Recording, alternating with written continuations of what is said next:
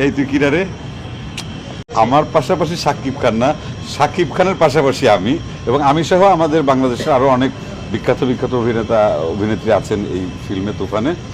আর প্রধান তো আসলে শাকিবের ফিল্ম এটা, তা সেই সাথে আমরা কাজ করছি এটা আসলে একেবারেই ফিল্মের স্বার্থে, যে আমাদের যার যতটুকু দর্শক টানার ক্ষমতা আছে বা ফ্যান্স ফলোয়ার আছে সবাই মিলে যদি, সবচেয়ে বড় কথা যে সিনেমা হলে প্রচুর দর্শক আসুক, মানে 1-2 মাস বা আরও বেশি সময় পুরো সারা বাংলাদেশে, শুধু আমি তুফানের কথা বলছি না, এই ঈদে যে কয়টা ছবি মুক্তি পেয়েছে, যে ছবিগুলো সত্যিকার অর্থে দর্শক টানতে পারবে বা ভালো ছবি হয়েছে, দর্শক দেখুক সবগুলো ছবি। এমন না যে আমি দর্শককে শুধু বলবো যে আপনারা তুফান দেখেন আর কোনো সিনেমা দেখবেন না, তা না। 1-2টা সিনেমা দিয়ে কিন্তু আসলে সিনেমা ইন্ডাস্ট্রিকে বাঁচিয়ে রাখা যাবে না। তা বছরে যে ছবিগুলো বা ঈদের সময় যতগুলো ছবি রিলিজ হয়, ভালো ছবিগুলো দর্শকদেরকে আমি বলবো আপনারা দেখেন, সব ছবি দেখেন। সবাই কষ্ট করে ছবিটা বানায় এবং সবার ছবি দেখলে পরেই আসলে তখন দর্শকের সমাগম হবে সিনেমা হলে, তখন আসলে আমাদের ইন্ডাস্ট্রিটা আসলে সামনের দিকে বেশি আসবে।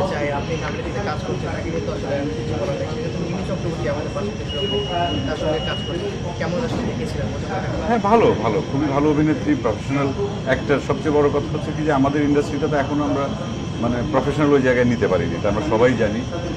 কারণ আমাদের কোনো ধারাবাহিকতা নেই, হয়তো একটা ছবি আসলো আবার দেখা গেল যে 2 বছর 1.5 বছর তেমন কোনো ভালো ছবি নাই। তারপরেও এখন মানে সেই অর্থে ধরতে গেলে পরে পরপর কয়েক বছর যদি দেখা যায় ভালো ভালো সিনেমা এসছে, বা প্রত্যেক বছরই 2-3টা সিনেমা দিয়ে 2টা সিনেমা সারা বছরই দর্শককে হলে টেনেছে, সেটা শাকিব খানের হোক অথবা আমার সিনেমা হোক অথবা রায়হান রাফির সিনেমা হোক, ওটা এসছে, অনেকেই সেটা দেখতে পাচ্ছেন। তা সেই অর্থে আমরা এখনও ওইভাবে প্রফেশনাল হতে পারিনি, হয়তো হবো। আমরা আশা রাখি যে আমাদের একটা প্রফেশনাল ইন্ডাস্ট্রি হবে। সেই অর্থে কলকাতা আসলে অনেক আমাদের থেকে বেশি প্রফেশনাল। তারা নতুন সিনেমাটি দেখবেন এবং আমরা চঞ্চলের সাথে কিন্তু চঞ্চল গণমাধ্যমের সাথে কথা বলছেন, তার সাথে একটু কথা বলেনি চঞ্চল সাথে আমরা একটু যদি বলি, দর্শক আমরা দর্শকের সাথে কথা বলছিলাম, দর্শক তুফান নিয়ে তার ভালো লাগার কথা কিন্তু বলছিলেন। আমরা দর্শকের সাথে সরাসরি কথা বলছি। এই যে সিনেমাটি নিয়ে দর্শকের উন্মাদনা কিরকম সেটা বলেন। উন্মাদনা তো আমরা দেখেছি, যে উন্মাদনা আপনি অবশ্যই বলবেন সেটা। আমি এখনো সিনেমা তুফান দেখিনি, কিন্তু আমরা দেখি দর্শকের উন্মাদনা কিন্তু আজকে 129টি প্রেক্ষাগৃহে চলছেন, প্রত্যেকটি প্রেক্ষাগৃহে কিন্তু আজকে হাউসফুল। এই যে এটাকে অনেকেই আশা জাগে নেই বলছে বাংলা সিনেমাকে এগিয়ে যাওয়ার ক্ষেত্রে, আপনি কি বলবেন? অবশ্যই আমিও দর্শকের সাথে একমত। আমাদের সিনেমা ইন্ডাস্ট্রির জন্যে এই ধরনের সিনেমার খুব দরকার আছে।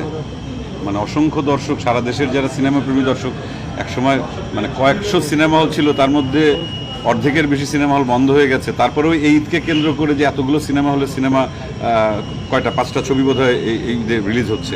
তা আমরা তো চাই যে আরও বেশি বেশি সিনেমা হলে রিলিজ হোক, বা সিনেমা হলগুলো যেগুলো বন্ধ হয়ে গেছে সেগুলো আবার হল মালিকরা খুলুক, সবাই সিনেমা দেখুন। একটি বিষয় যে আপনি টিজার যেটা প্রকাশ সেটা আপনি একটি সংলাপ দিয়েছেন এবং অনেক দর্শক আজকে এসেছে যে চঞ্চলের ওই এক সংলাপের জন্য এখানে আমরা এসেছি। একটি সংলাপ দিলেন, আর একটি সংলাপ দিলেন, জয় করলেন দর্শকের মন।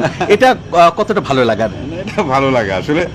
হয় কি, একটা সময়ের পর মানে মূল ঘটনাটা আমরা টিজার দেখেছি, ট্রেলারও দেখলাম, আমরা 2 দিন আগে ট্রেলার বেরিয়েছে, সব কিছু মিলিয়েই মানে সাকিবের যে অবস্থান, তার যে অভিনয়, মানে দর্শক তো একটা জিনিস দেখতে দেখতে অফ ট্র্যাকে হয়তো আমার ওই ডায়লগটা দেখার পরে হয়তো চিন্তাই করতে পারে না যে এরকম হবে। যেমন আমার ট্রেলারে সালাউদ্দিন লাবলুর ডায়লগটা আমার কাছে খুব ভালো লেগেছে, কিন্তু এই তুই কিরা রে?